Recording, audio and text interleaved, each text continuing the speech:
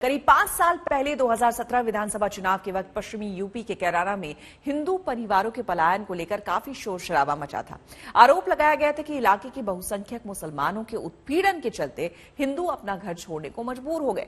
BJP ने चुनाव के दौरान पूरे पश्चिमी उत्तर प्रदेश में इस मुद्दे को जमकर भुनाया और नतीजे में विरोधियों के सारे समीकरण ध्वस्त कर दिए। कैराना में अब ऐसा कोई मुद्दा नहीं है, लेकिन उस वक्त जो हुआ उसे बीजेपी पूरे 5 साल तक याद दिलाती रही।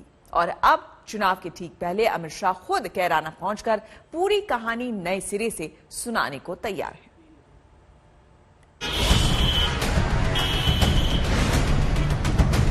लोग अपना पुश्तैनी घर छोड़कर पलायन के लिए मजबूर हो गए थे।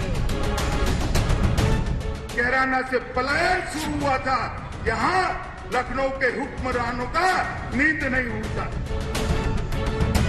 व्यापारी और यहाँ के नागरिकों को पलायन करने के लिए मजबूर करने वाले अपराधी आपने विगत 4.5 वर्ष के अंदर देखा होगा, स्वयं पलायन करने के लिए मजबूर हो गए।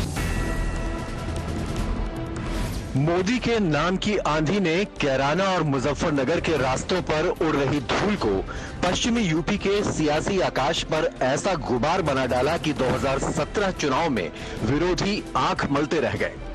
जाति और धर्म के सारे समीकरण धरे के धरे रह गए और समाजवादी पार्टी के कब्जे वाला पश्चिमी यूपी भगवा रंग में रंग गया। 5 साल बाद बीजेपी फिर से उसी गुबार की गर्दिश में विपक्ष को सराबोर कर देने के लिए तैयार है और इसके लिए 3 दिग्गज पश्चिमी यूपी में तैनात हैं। गृह मंत्री अमित शाह अपने मिशन यूपी को फिर से धार देने के लिए कैराना पहुंच रहे हैं। अमित शाह कैराना में घर घर दस्तक देंगे। विकास की बातें होंगी, लेकिन वो लोगों को पलायन की पीड़ा भी जरूर याद दिलाएंगे। तो मुख्यमंत्री योगी आदित्यनाथ नजदीकी इलाकों अलीगढ़ और बुलंदशहर में भगवा बुलंद करेंगे और बीजेपी अध्यक्ष जेपी नड्डा भी पश्चिमी यूपी में ही हैं। कल आगरा के तेजेश्वर महादेव मंदिर में मत्था टेकने के बाद आज बिजनौर में विरोधियों को ललकारेंगे। लेकिन जिस राजनीतिक सोच से बीजेपी ने 2017 में पश्चिमी यूपी का किला फतह किया था, उसका गढ़ कैराना है। कैराना से निकला संदेश इस क्षेत्र की 136 सीटों का भाग्य तय कर सकता है। लिहाजा मोदी के सबसे बड़े सेनापति अमित शाह ने महीनों पहले ही संदेश का मजमून तैयार कर लिया था। साल तक ये सपा बसपा का खेल चलता रहा और उसने उत्तर प्रदेश को बर्बाद कर उत्तर प्रदेश और की कानून और व्यवस्था की स्थिति कैसी थी, मेरा तो खून खौल जाता था। पश्चिमी उत्तर प्रदेश से कैराना से पलायन शुरू हुआ था। यहाँ लखनऊ के हुक्मरानों का नींद नहीं उड़ता था। आज मैं कहने आया हूं, उत्तर प्रदेश के अंदर किसी की हिम्मत नहीं है पलायन करने की, पलायन कराने वालों का पलायन।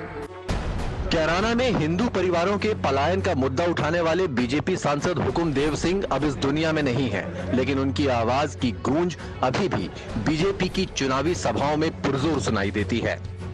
कैराना से उन्हीं की बेटी मृगांका सिंह बीजेपी की तरफ से चुनाव मैदान में है, तो समाजवादी आरएलडी गठबंधन ने विधायक नाहिद हसन को फिर से टिकट दिया है। वहीं नाहिद हसन की बहन इकरा ने भी इसी सीट से निर्दलीय नामांकन कर दिया है। बीजेपी नाहिद हसन को कैराना में हिंदुओं के उत्पीड़न का जिम्मेदार बताती है। योगी सरकार ने नाहिद पर गैंगस्टर एक्ट भी लगाया और उम्मीदवार घोषित किए जाने के 2 दिन बाद ही उन्हें कैराना से गिरफ्तार कर लिया गया। नाहिद और उनके जैसे दागी उम्मीदवारों को लेकर बीजेपी अखिलेश की जबरदस्त घेराबंदी कर रही है। कैराना में हिंदू व्यापारियों के पलायन के लिए जिम्मेदार लोगों को टिकट देना इस समाजवादी पार्टी और गठबंधन के चरित्र को उजागर कर देता है। तो अगर उनको गिरफ्तार कर लिया है तो उनके परिवार में जिनके ऊपर एक भी मुकदमा नहीं होगा उनको टिकट देंगे।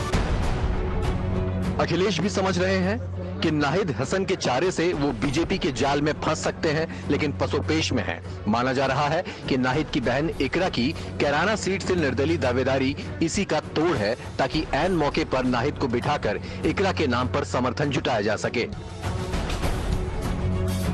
नाहिद हसन जेल चले गए, अब उसको किस तरह से देखते हैं? सपा पार्टी के वो प्रत्याशी हैं। सभी को पता है पॉलिटिकली मोटिवेटेड है ये सब मामला, कोई इसमें सब बेसलेस है और उन्हें ये बौखलाहट दिखाती है बीजेपी की कि वो प्रत्याशी को अपने चुनाव से दूर कर रखा है उन्होंने, तो साफ जाहिर है कि उनकी हार इंशाल्लाह निश्चित है। दिलचस्प बात यह है कि मृगांका सिंह 2017 का विधानसभा चुनाव नाहिद हसन से और 2018 का लोकसभा उपचुनाव नाहिद की मां तबस्सुम से हार चुकी हैं। लेकिन बड़ी बात यह है कि कैराना की दूरबीन से देखकर वोटों के बंटवारे का जो लक्ष्य बीजेपी ने तय किया था, वो 2017 में एकदम सटीक बैठा। जाट मुसलमान समीकरण साधकर पश्चिमी यूपी में झंडे गाड़ने वाली समाजवादी पार्टी 2017 चुनाव में करीब 21.5% वोट के साथ महज 21 सीटों पर सिमट गई, जबकि बीजेपी करीब 42.5% वोट के साथ पश्चिमी यूपी की 136 में से 109 सीटों पर बम्पर जीत हासिल करने में कामयाब रही। मैंने कहा, आज आपको कोई दिक्कत तो नहीं? उन्होंने कहा नहीं। उस परिवार में 6ठी क्लास की एक बेटी ने मुझे बताया, उन्होंने कहा साहब हमें स्कूल जाने में कोई भय नहीं लगता है, लेकिन मैं एक दिन सुन रही थी कि वो फलाना अपराधी एक अभी जमानत पे आया है और चौराहे पे घूम रहा था। तो मैंने वहां के पुलिस प्रशासन से पूछा, मैंने कहा भी आखिर ये अपराधी कैसे बाहर घूम रहा है?